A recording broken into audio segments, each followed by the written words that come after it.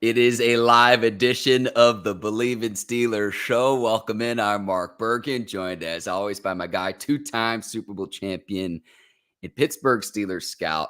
He wore the number 24 for the beloved Pittsburgh Steelers. Ike Taylor, IT, I am happy to see your face. It is Friday, and NFL Week 8 is here. Good morning, Mark. It is Friday. What a way to start the weekend, so say. But yeah, Pittsburgh went into LA, got a nice little victory in a hectic environment, so say. If you look at all the videos on social media, if you looked at the game, if you ain't know no better, you thought it was a home game. I guess it's going to be the same way when we play Jacksonville. But you know, the Pittsburgh Steelers and the Pittsburgh Steelers Nation, man, all they do is travel the world, and they travel well. Yeah, Ike, we'll talk about the terrible towels and going back home to Pittsburgh and the matchup against Jacksonville. Let's TCB and let's take care of business. BetOnline.ag is today's presenting sponsor of the Bleav in Steelers show. So if you have a bet on any of the NFL Week 8 action, BetOnline.ag is the place to do it. 365, 24/7, regardless on what sport it is. Make sure y'all check out BetOnline.ag. You can see the promo code on your screen right now. That's BLEAV to receive your 50% welcome bonus on your first deposit. Bet online where the game starts. Ike, Steelers hosting the Jacksonville Jaguars, both teams with winning records going into this one as well. And to me, the key is as simple as this. There's really two, and they are cliches, but it is starting fast. It is avoiding turnovers. The Jaguars lead the league in takeaways. I will point to several other stats about the Steelers starting slow this season, but that's what I want to see in this week's matchup. Yeah, Mark. This is if for me, just gonna see if we're a playoff team, because the Jacksonville Jaguars last year was a playoff team. The Jacksonville Jaguars came down from an 18-plus deficit against the LA Chargers to win the game. So they playoff built. Pittsburgh, us in Pittsburgh haven't been to the playoffs in a while. So for me, I look at this as a bar, a barometer on where are we at when it comes down to playing playoff teams. So I feel like we both got the same roster. Me, meaning the Steelers and the Jaguars, when it comes down to a young stud at the quarterback position, when it comes down to having running backs at the running back position, Travis Etienne, Najee Harris, Kenny Pickett, Trevor Lawrence. When it comes down to having receivers, they acquired Calvin Ridley, so we all know what he was before he got in his situation. We have a hoist of receivers when it come down to George, Deontay, and company. So I just look at it like, from a roster standpoint, Mark, us just looking at each other in the mirror.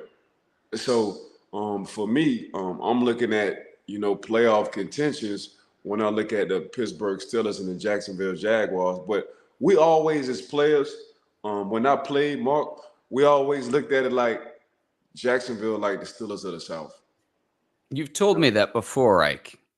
And that's the roster is between Jacksonville, Baltimore, and the Steelers. For some reason, we just feel like we all trying to build the same kind of roster. We all looking for the same kind of players, so it's just Jacksonville down in sunny Florida, so they get that good weather pretty much year round. But other than that, man, I always had respect for the Jacksonville Jaguars and that organization, because we always just felt like Jacksonville at one particular time was the Pittsburgh Steelers of the South. Ike, that's well said. And so the keys for me, I'm going to go to really quickly, would be Jacksonville leading the league in takeaways, 16 from a defensive standpoint right now. And they're 5-2, I believe, going into this game. So they get multiple takeaways per game on average. And then the Steelers offense, where you go through a 6-game sample size and you only have 7 offensive points, I should say, to show for that. So that's where I need Pittsburgh to. There are cliches, Ike, but there's a reason why they are cliches. And it's like, I think we finally started to see the Steelers offense in the fourth quarter of that game against the Rams kind of showcase a little bit what we saw in the preseason. Yeah. For me, Mark, when it comes down to checking the temperature on the team, you always gotta listen to how players talk. after or before the game or during the week. They telling you the story if you just listen.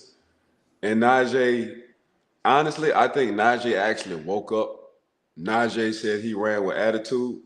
Najee said the temperature in practice has been amped, meaning more aggressive, more urgency. So, and Najee, he's like Najee don't mind speaking his mind. He just speak it in a professional manner. So, and when Najee talks, I listen. So I was just, and we talked about this.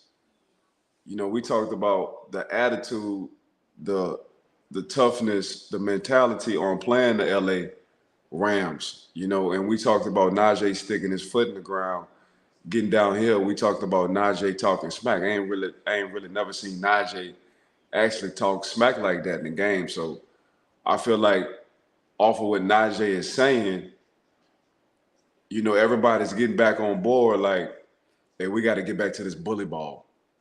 And I thought Najee led charge with that. And finally, I'm thinking Najee just like woke up. Like, man, I didn't have enough. And finally, I think Najee is finally healthy.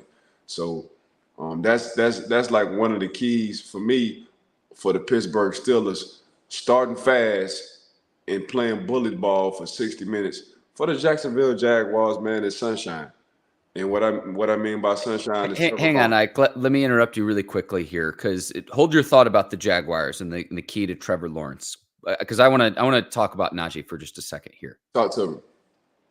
I've praised Jaylen Warren and his ability to refuse to go down. We saw that in the Baltimore game when we were both in Pittsburgh a few weeks back. Mm-hmm. Najee Harris had that against the Rams, where it was the play before the touchdown where he broke, I don't know how many tackles, and it took multiple defenders to get him down. He almost scored on the play, and it set up one of the Steelers' touchdowns from close out. It was that run that sets the attitude of a defender saying, oh my gosh, what is it going to take to get this guy on the ground?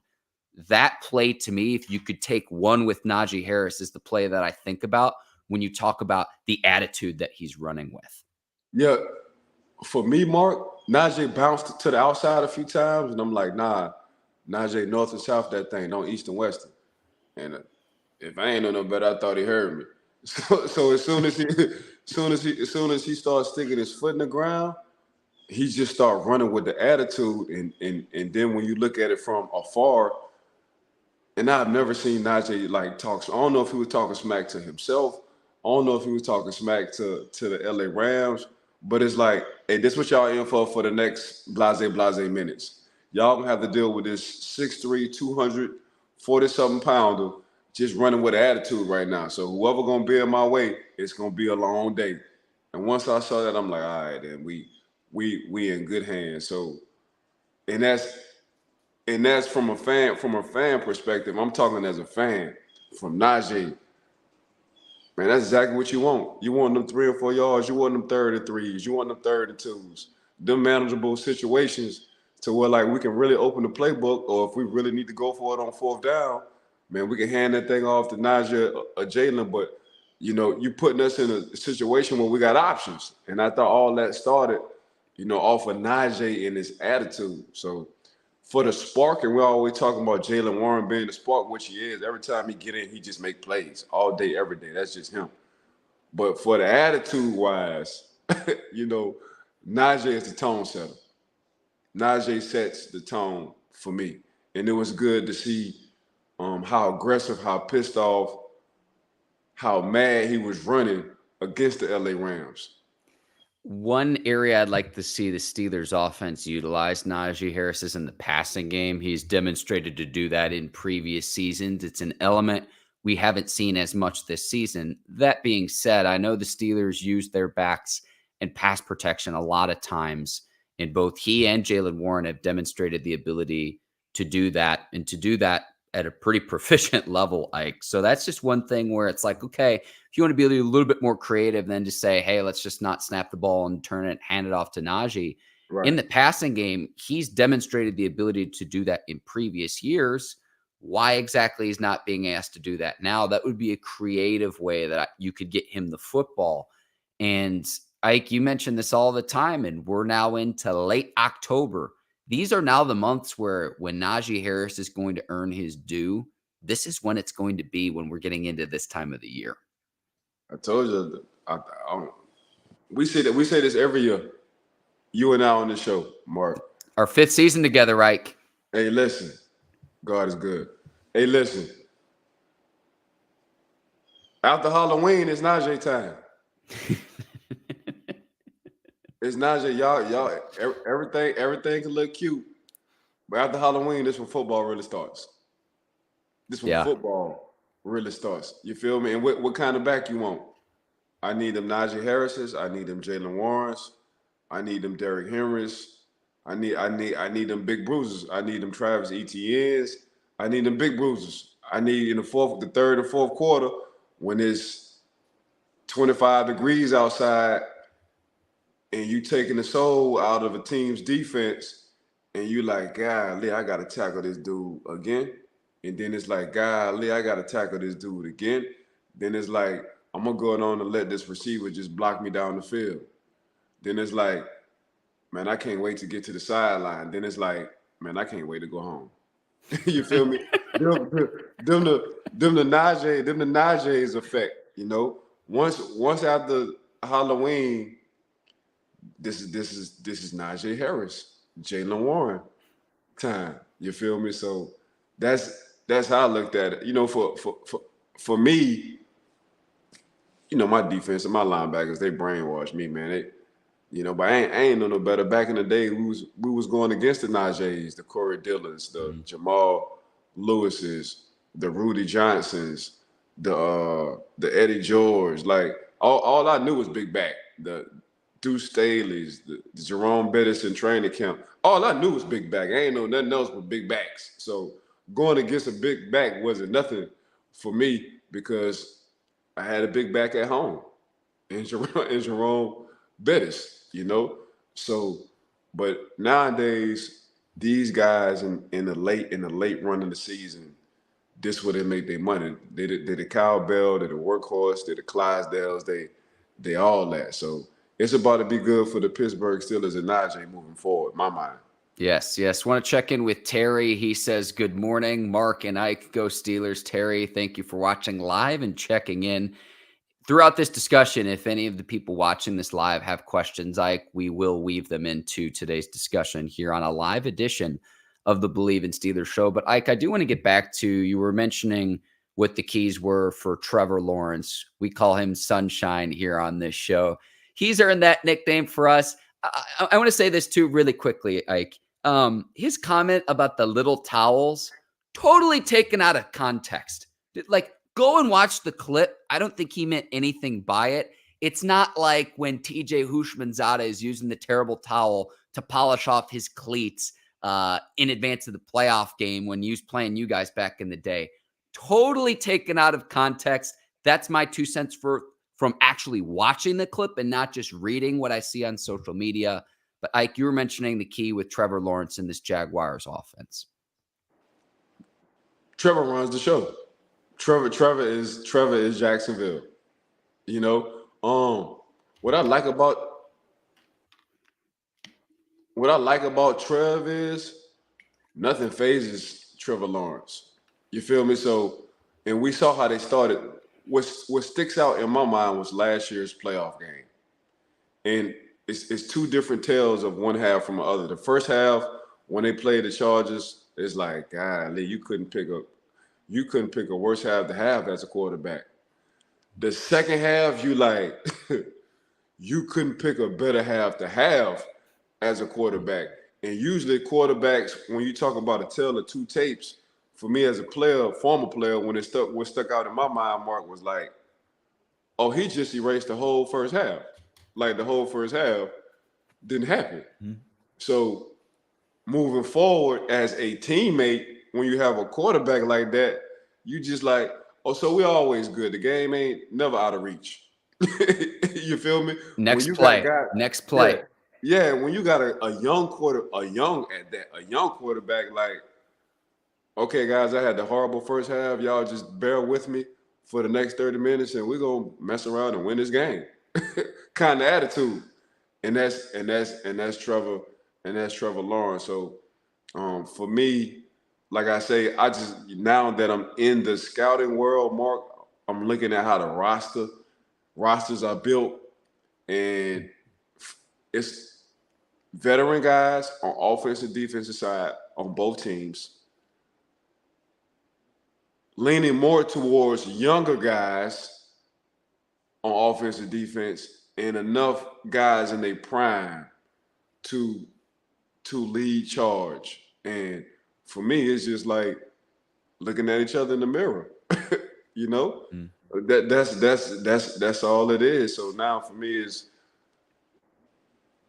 what team, what young studs, what veteran guys, what guys in their prime gonna make the most plays. And I wouldn't say this about every game because it's not like every game. I just look at the Jacksonville roster and the Pittsburgh Steelers roster, and I'm like, we got the same kind of roster, But for me, for Jacksonville, it's Trevor. It's Trevor. For us in Pittsburgh, it's TJ. It's TJ Watt. Is how TJ Watt plays is how the Pittsburgh Steelers gonna play. Well, let's stay with Lawrence really quickly, and we can go to TJ. We do have a viewer question that I want to get to as well, Ike. So hang on just a second here. Let me steer the ship. We talk all the time with quarterbacks and young quarterbacks. Let's look at his coaching. Doug Peterson, to where he makes Carson Wentz look really good, playing at an MVP level when the Eagles won the Super Bowl all those years ago. And then Nick Foles comes in and doesn't miss a beat. And, why is Trevor Lawrence looking good all of a sudden when he starts his career with Urban Meyer? It's coaching, Ike. We talk about this all the time with young quarterback development. I mean, if we ain't know no better, man, we need to start giving Coach Doug Peterson his props as a quarterback whisperer. Because, I mean, after Wentz left, after Doug left Wentz, we see what happened. After Nick, you saw what he did with Nick. Nick Foles went on the run like, oh man, this is a playoff Eli Manning. for real. And we saw how Trevor looked under Coach Herb, and now we're seeing exactly what he's doing with Coach Doug. So got to start giving Coach Doug Peterson his props when it comes down to grooming and knowing what to do with quarterbacks, which is the most important position in NFL football. So big shout out. I'm glad you mentioned his name. Big shout out to Coach Doug Peterson. Ike, we will go to TJ Watt. We have a viewer question that's along these same lines. Terry checking in again saying, how do we help fourth quarter KP8, Kenny Pickett, to show up in the first quarter? I think this is a great question. For me, it would be, don't be afraid to run the hurry up a bit. That's what I've seen. We talk about it all the time too, Ike. Establishing the play action, like one of the things that, okay, you self-scout, but then you look at what other teams are doing in the league too. I can show you the statistics and show, okay, how's Trevor Lawrence had success this year? He loves his tight end, Evan Ingram. The Steelers at the tight end position have depth there. I'd like to see them target their tight ends more often. I think the Steelers passing game is going to get more right, though, with Deontay Johnson back on the field, pairing with George Pickens. I think that combination is just going to get better and better and better in the coming weeks.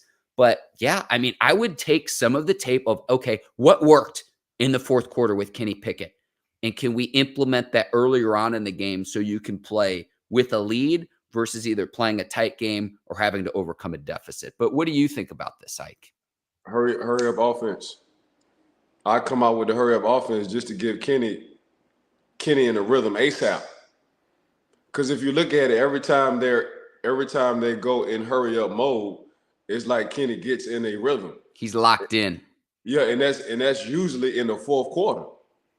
So for me off the rip, I'm starting off with the hurry up offense.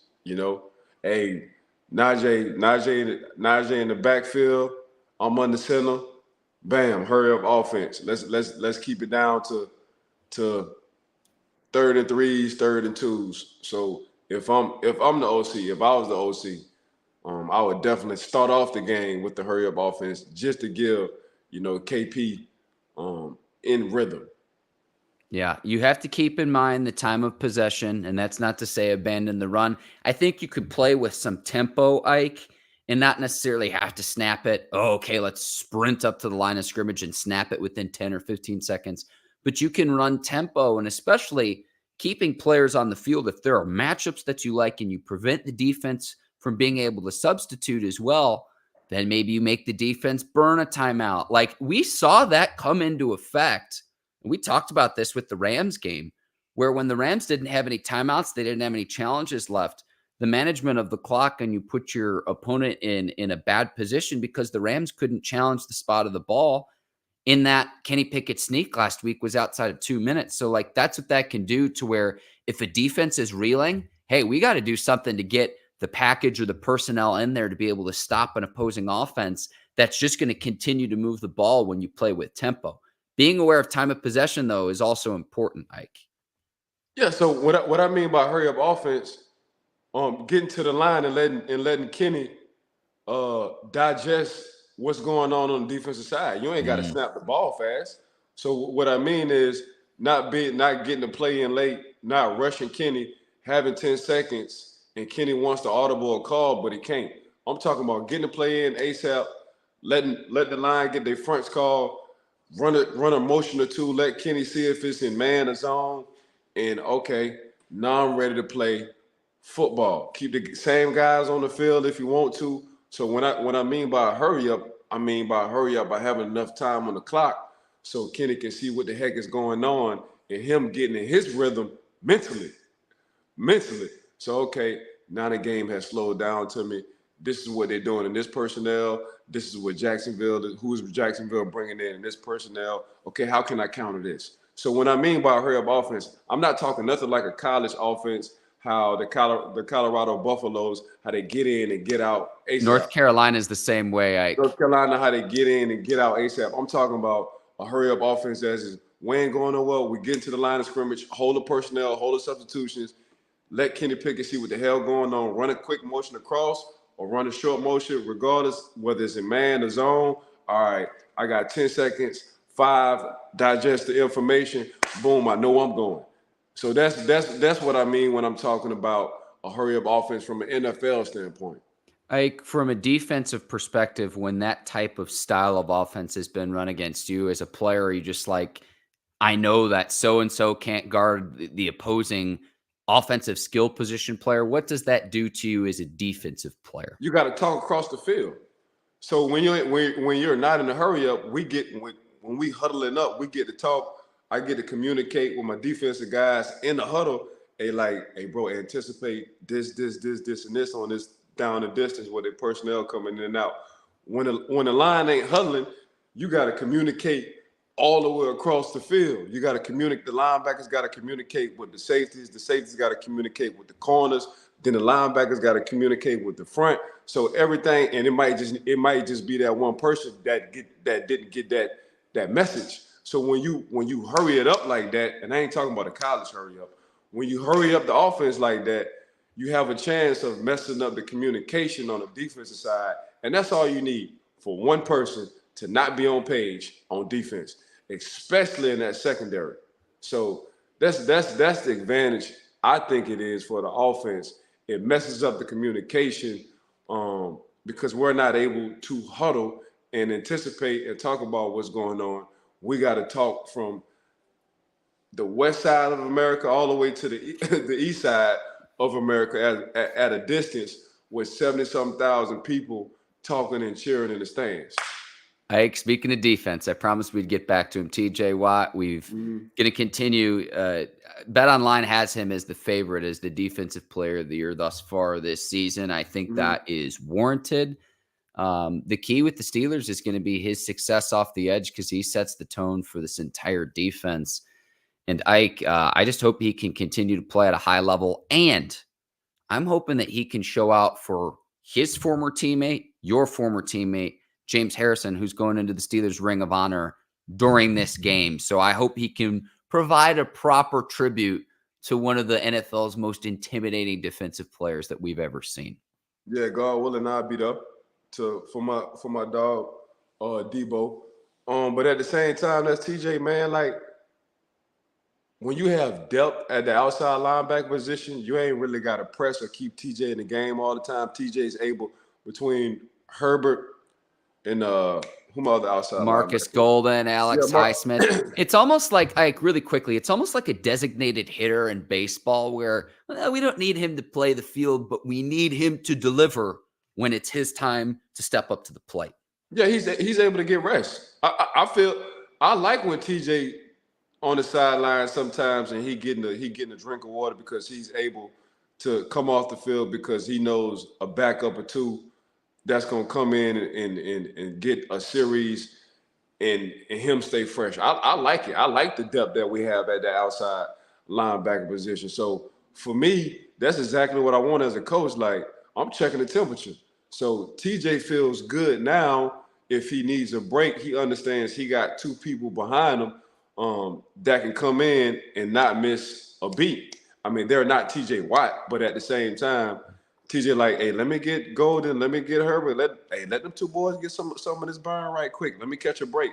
For me, that's good. So now TJ don't feel like he have to do anything extra or spectacular. Now TJ can just play, and sometimes when you catching a break, you're able to see what the offense is doing or trying to do. And once you give a guy like TJ, once he gets in the rhythm and he's able to get on one knee, catch a break, catch his water, and check the temperature on the field from a coaching standpoint, but he's a player, he's like, okay, this is what they're trying to do. Next series, I'm gonna make my move on this play if coach put me in this coverage, or I'm gonna wind up doing this move on this tackle, or if the tight end is trying to chip me, I'm gonna wind up splitting between him and the tight. Like, he gets to see things differently now. So that's what I like, the depth at our outside linebacker position is letting TJ be TJ, and for him not to force. We're not forcing TJ to be something he's not, which he's ET. But at the same time, I like that TJ is now getting the rest he needs because he know when he needs to come in and make a play, he's going to be able to make that play. Yeah, when we were at the game against the Ravens, the thing I noticed in person, you mentioned leaving the field. He had the dislocated finger. He comes out for a few plays, goes back in, which is just remarkable. It's something he'll need surgery on in the offseason. Right. But in the first half of that game, I noticed he was extremely wide in his splits in trying to defend the passing lanes of Lamar Jackson. And when we had Daniel Wilcox on, he says, when you're defending Lamar, it's almost like in kickoff coverage where you've got a lane to fill. And if you don't fill that lane, and if you get out of your lane, that's where Lamar is going to exploit you with his scrambling ability. The adjustment I noticed he made in the second half was his splits weren't as wide as they were in the first half. You go back and watch the tape of that one, and that's something where it's like I noticed that in person of an adjustment that he and the Steelers defense made, and I don't exactly remember when he had his 2 sacks in that game against the Ravens, but I would be willing to bet good money that they came in the second half of that game. And it was just an adjustment that he made when, hey, we're off the field. Hey, we're going to try to do things a little bit differently and maybe be a little bit more aggressive against Lamar, given what the Steelers needed at that point in the game to actually win the ball game as well. But TJ Watt, I mean, again, Fred Warner, I think, can be in the discussion, but everyone else is in second or third place when it comes to the Defensive Player of the Year awards, at least in my opinion, as it stands right now. Go ahead, Ike. Hey, shout out to Terry for coming up with the questions too. Shout out Terry too for tuning in with Mark and I live. But Mark, I mean, Terry likes your E.T. Watt reference, Ike. Hey, so appreciate it. I mean, TJ, he's a mix. He's a mix of every position. We've never seen an outside linebacker with that mixture all in one. You know, so we've never seen 85 and a half tackles, over 40-something pass deflections, 7 interceptions, forced fumbles, fumble recoveries. when you put up them stats, you thinking defense. You're not thinking one person. When you say 41 pass deflections, when you say 85 and a half some sacks, when you say 10 forced fumbles, when you say 7 interceptions, when you say over 20 something calls fumbles, we ain't even talking about pressures. When you saying them stats, you thinking like, oh, this a heck of a defense. Nah, dog, we talking about TJ. Oh, you just talking about one person. Yeah, we just talking about one person. So it blows my mind how instinctive TJ, that close on the line of scrimmage, Mark. That close on the line of scrimmage. His production. Hey, like when did you realize he was special, TJ? I mean, you could point to the consistency, but at what point we were like, this is just different what we're watching here? I think it was 2 years ago. 2 years ago, TJ was getting against the Ravens. TJ was getting triple team, and just broke through the triple team. And this is at the end of the game. Broke through the triple team, got the sack, forced the fumble, sealed the deal for Pittsburgh to win the game. Are you thinking of the Seahawks game? Because that's the memory I have in my mind, Ike. And we used to do the Taylor Talk film recaps. That's the one where late in the game against Geno Smith, that's the play I'm thinking of. And if this happened against the Ravens. I'm not. TJ got so many good plays. Like we can talk about TJ for this whole damn show, Mark. But yeah, I know which one you talking about because that's when Geno and them came to Heinz Field and TJ closed that thing out. I remember that play. But yeah, we can talk about plenty of plays with TJ. But TJ just, you really can't put your hand on it, man. The dude that's why I call him ET. He's just different. When statistically, off of the stats we was just talking about, you looking at it, you thinking that's a whole defense. No, this is just one person, but it's just mind blowing, Mark, because he's at the line of scrimmage. Mm-hmm. You don't have them kind of stats. Well, you do have if your name is TJ Watt, but usually you don't have them kind of stats as a player from an outside linebacker / DN if we play in the 4-3. They don't. All they have is forced fumbles, pressures, sacks, tackles for loss. But yeah. TFL. That's it. Yeah. Okay, let's add a few more categories. Mm-hmm. Over 41 pass deflections, 7 interceptions, 1 to the crib. See, the pass deflections, Ike, or if he passes you up, I can see respectful jealousy, in all honesty. It's just man, listen. I hope he passed me up. off the subject. Me and DC is Dan Colbert, Kevin Colbert's son, former GM. Mm-hmm. Man, it's close to 40,000 kids who play Division I, II, or III football, right? Only 250 something get drafted, right? Out of 40,000, only 250 something get drafted. And depending on the position,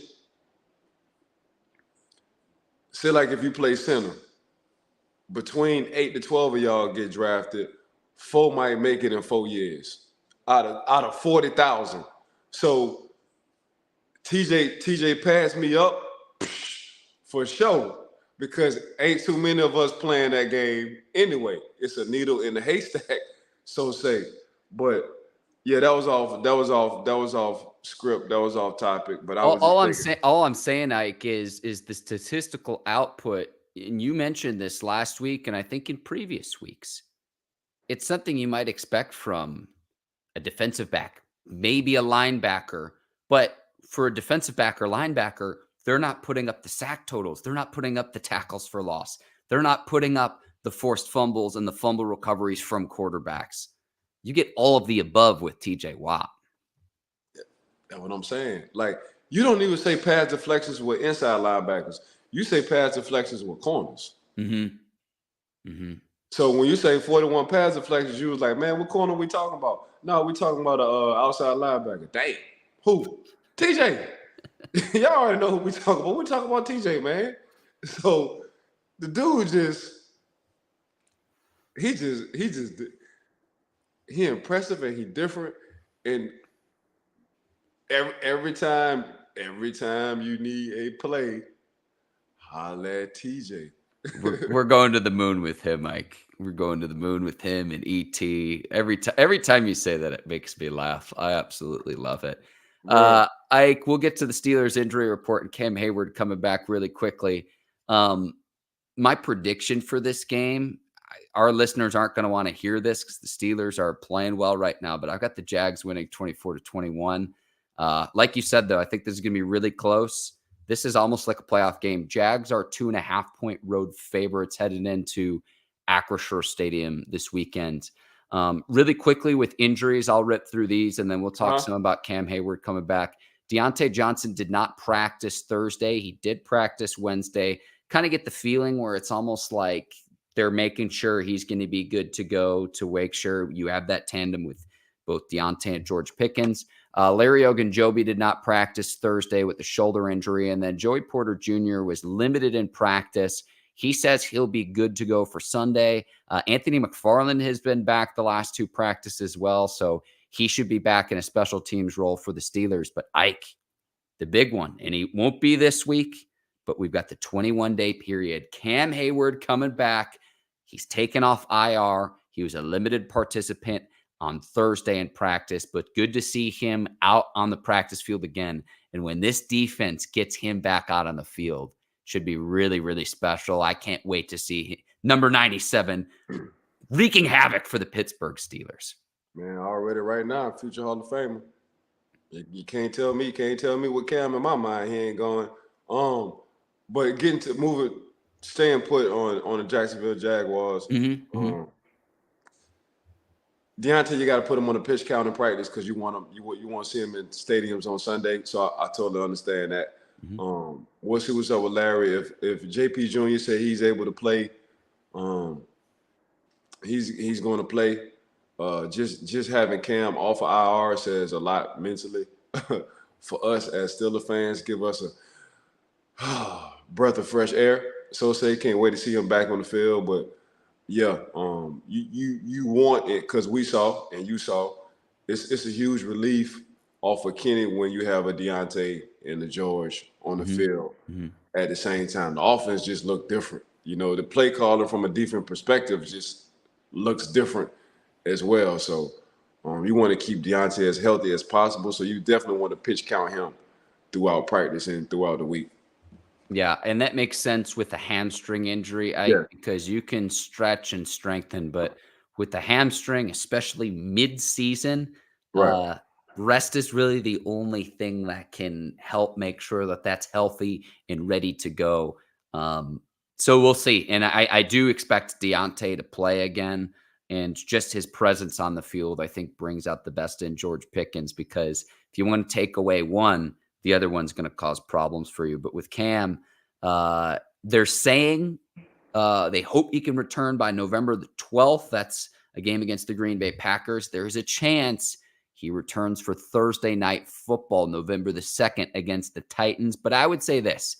He's 34. The Steelers are still 4-2 without him.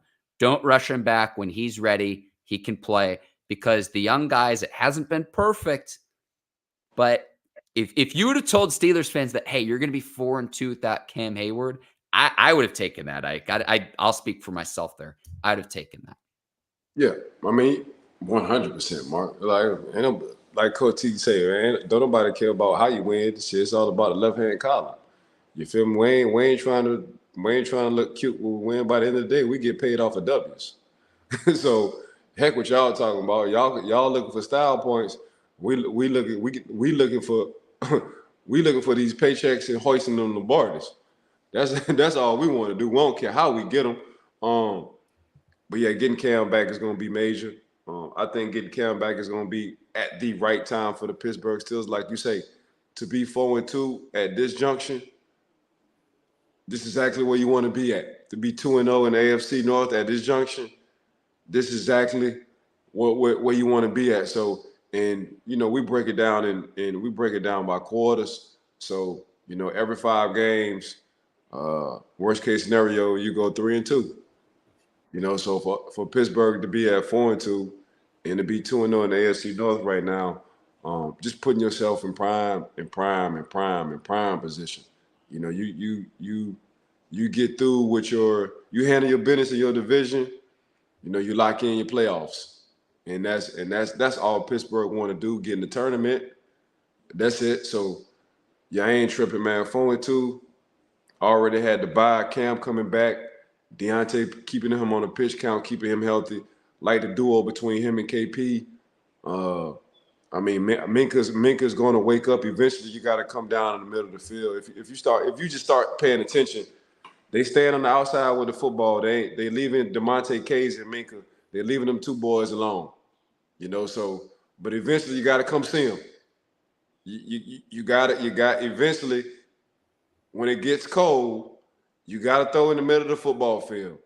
And Minkah going to be like, hey, how you doing? Hey, how you doing? He's also leading the team in tackles, so it's not like he hasn't been doing anything. I know the turnovers haven't been there, but I think when they come, they'll come in bunches, Ike. You read my mind. I was about to say the same thing. You gotta come see the Reaper, and that's Minkah.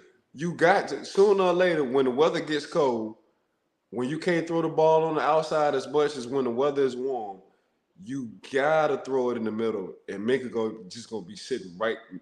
His spider sense is gonna go all the way up, and we're gonna have this conversation like at the end of November, Mark, talking about what Minkah is doing. All right. We're manifesting this, Ike.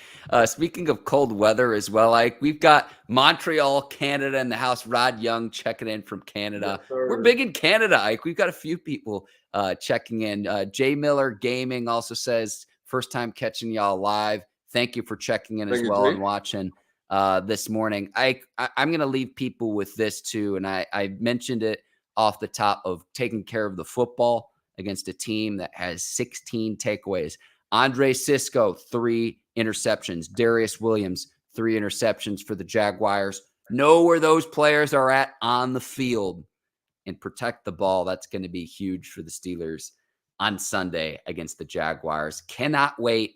I want to thank you, the Bleav Network, today's presenting sponsor, BetOnline.ag, the listeners and the viewers. I like doing these live shows, Ike, because they come up with questions and comments that I'm not smart enough to think of myself. Man, appreciate everybody tuning in.